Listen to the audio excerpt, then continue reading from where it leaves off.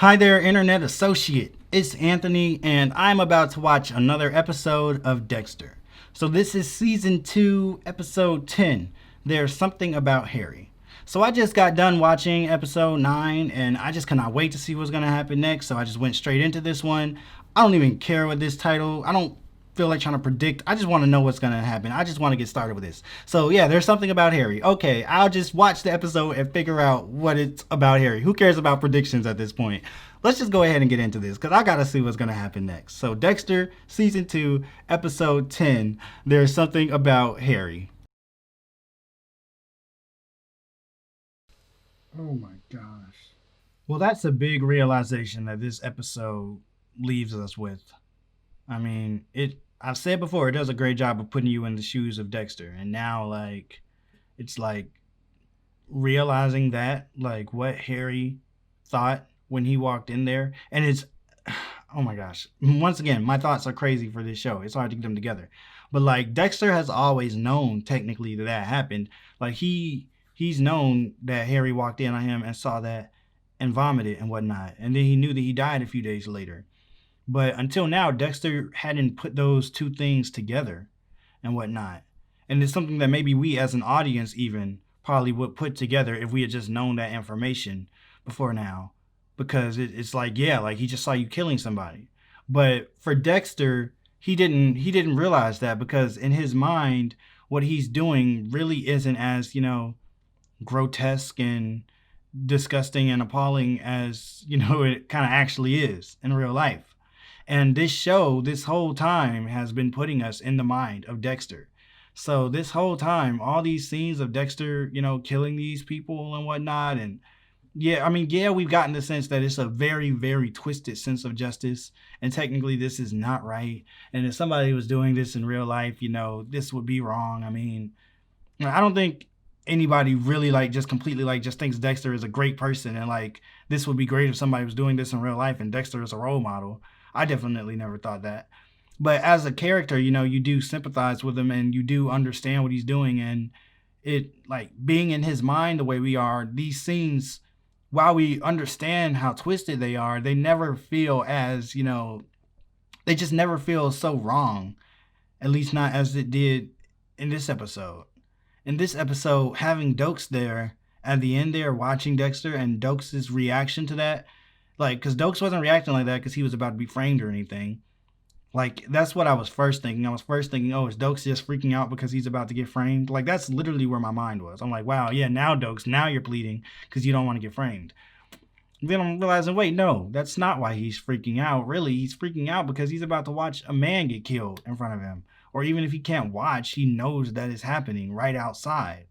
And, I think it says something about the fact that, at first I didn't even think about it that way. The show really puts you in Dexter's shoes. So seeing that reaction from Dokes, saying, you don't have to kill this man, da da da da da, and all that, seeing how much this even shook Dokes and brought him out of his usual persona, character, whatever you want to call it. Dokes is usually so, he's kind of cold. He can shut things out. He doesn't wear his emotions on his sleeve too much. But you could tell that really rattled him. And seeing somebody like Dokes like that to this really kind of put it in perspective. And it was one of the first times I think that I've watched this show and I saw the scene and I just really kind of saw it for as, as gross and kind of disgusting as it is. Even though we actually didn't really see it this time. We only saw the blood dripping down. And I just think that it really is a testament to how well this show has put us in Dexter's shoes. So now at the end there, Dokes, saying stay away, we can see the ramifications of, what watching something like that does to a person, or just knowing something like that does to a person. And it changes the whole perspective for us and for Dexter. Because what before maybe he just thought of as, a fluke with Harry, he didn't think anything of it. He saw it again with Dokes, and then it completely reworked the whole way that he saw it when it happened with Harry. And I think it made Dexter really kind of get a different sense of what he does. It made him realize the reality of what he's doing more. while also making us as the audience realize it simultaneously too. And I don't mean to project anything onto everybody else that's watching it, but at least this is how I felt personally in watching it and watching the show thus far and then watching this episode. I feel like I'm like right in Dexter's shoes. I feel like the way he's feeling about this and the revelation that he just had is hitting him in a very similar way that it's hitting me. So I think the way that they pulled that off was really, really well done. So otherwise, this episode, this was a great episode. It wasn't as like, some of the last few episodes have had us on edge the entire time because we're like, oh my goodness, what's going to happen now? What's going to happen now? This episode was a bit of a breather from that because Dexter isn't like just, it doesn't feel like he's on the edge of being caught. So it was a bit of a breather from that feel. And it brought us a little bit more back to like, the emotional beats that were common, towards the beginning of this season and in season 1 of like learning more about Dexter, his past, like Dexter having some realizations about himself and his past and whatnot. It kind of brought us back to that, and we learned a lot in that regard. We learned that Harry committed suicide. At least that's what we know so far. I don't know if there's still anything more to it than that, but we learned that Harry committed suicide, and we know now that he seemingly committed suicide because of what he saw Dexter do. Maybe there's more to it than that, but that's what we know for now. And I mean that it definitely impacts the whole way that you see things, and I think that Dexter is going to see things from now on. Also, this episode we really kind of got to see that LaGuerta and Dokes like are a lot closer than maybe they've indicated before. Like they really do care about each other. Like I think that was this episode where Dokes called LaGuerta, or maybe it was the last one. But this episode definitely like LaGuerta asked Deb if she's ever cared about somebody, and like it was, you could see right there like, okay, this whole time I like LaGuerta and Dokes, you always thought that was maybe something in the past and whatnot, but they clearly are a lot closer than maybe we've been led to believe so far, and maybe even they've been willing to admit up until this point. And Lundy not accepting LaGuerta's evidence, it sucks. It's also good for us though because it helps Dexter still, I guess. But also, it's like, dang, she did kind of just mess that up for herself because she compromised her credibility with this. They can't accept the evidence from her because she's already been shown to have been in contact with this guy that's on the run and not to let them know. So it's like she could have just wrote anything in her personal logbook. Like she said that like that was like like that meant the world. Like that meant that it was so credible. Like this is my personal logbook. So yeah, I mean like, and Lundy was right. Like I mean he didn't necessarily think that meant it was a lie, but he was like, I just can't accept this. Lundy's very by the book. I can't accept this because of what you've done to it.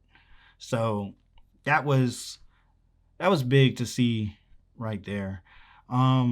Lundy and Deb, the whole issue came up with what's going to happen when the case is over, which of course it is something that seems very obvious. Is like, yeah, Deb, why didn't you think about that? But like I mentioned, yeah, Lundy, why didn't you say that? Like, why didn't you bring that up if that was something that you thought? But I think he kind of explained that. But yeah, originally I was like, why didn't you just say that? I mean, you said how this couldn't work because you were old. You said how this couldn't work because y'all are coworkers. Why didn't you ever say, oh, this also probably can't work because we have, when this case ends, I'm going to leave.